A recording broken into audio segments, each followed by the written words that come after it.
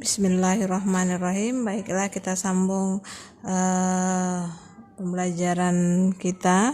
Kita masuk ke 1.2 yaitu kejadian. Setelah sebelumnya kita membahas tentang ruang sampel materi 1.1, kemudian kita bahas berikutnya tentang kejadian. Itu lihat halaman 4. Dimulai dari halaman 4. Di situ ada definisi 1.2. 1.2. Kejadian adalah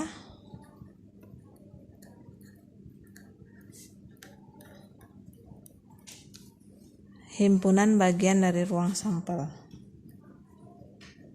Himpunan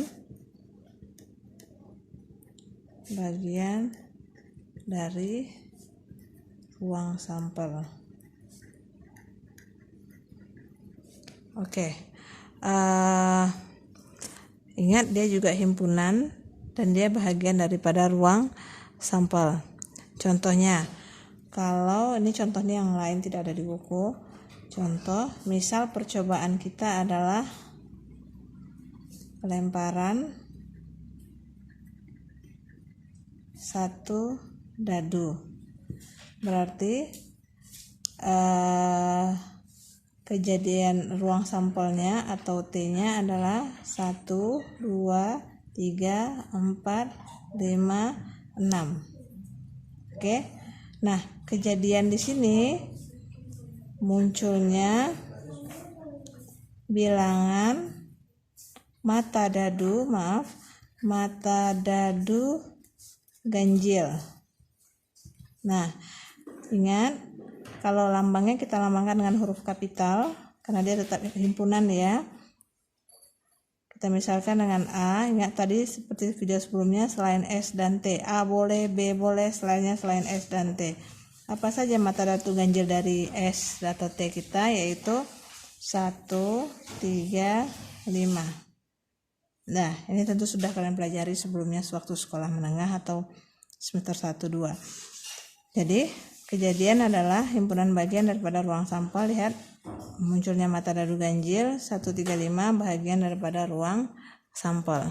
Ini hanya mengulang materi sebelumnya, pengantar untuk 1.3 yang mungkin yang agak baru dipelajari.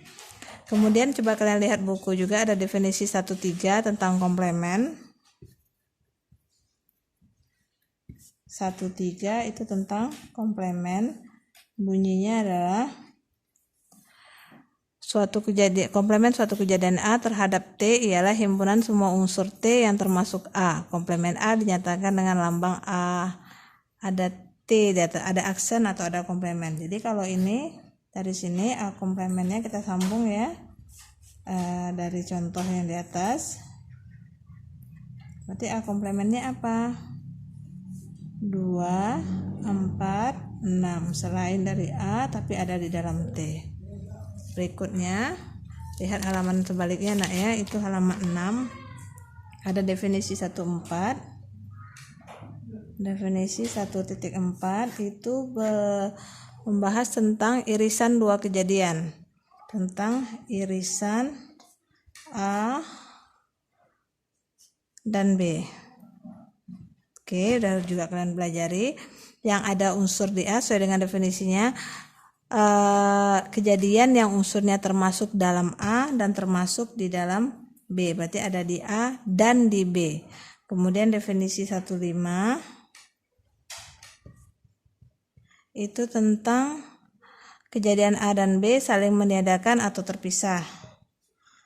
Dua kejadian terpisah.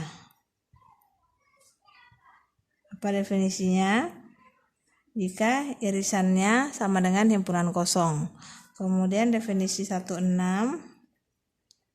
ini hanya mengulang-ulang ya yang sudah kalian pelajari sebelumnya, itu tentang gabungan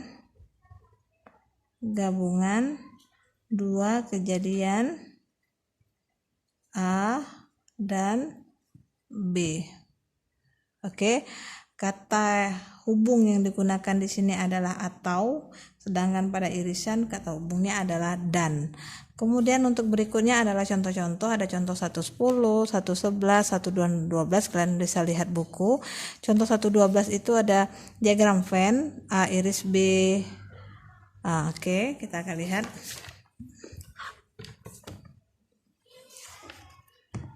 Oke, kalian bisa lihat lebih jelas di buku kalian ya. 112 M adalah himpunan X, di mana X-nya lebih dari 3 kurang dari 9. Oke. Y-nya dan N adalah himpunan Y-nya lebih dari 5 kurang dari 12. M gabung N dan seterusnya. Kemudian kita lihat diagram Venn-nya. A iris B itu daerahnya mana dan seterusnya ya. Kemudian kita beralih ke berikutnya, yaitu adalah soal latihan. Kalau kita lihat soal latihan sangat banyak sekali dari halaman 9. Untuk 2 subbab aja, 11 dan 12, itu soalnya ada sampai 20. Oke, soal ada 20.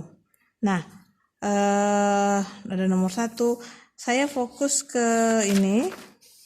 Kalian bisa latih-latih kerja, nanti akan latih-latih mengerjakan latihan.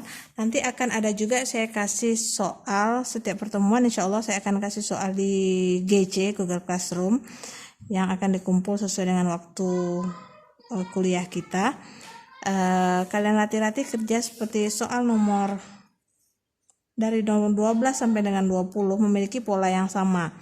Misalkan T diketahui A, T ini ruang sampelnya, A adalah kejadian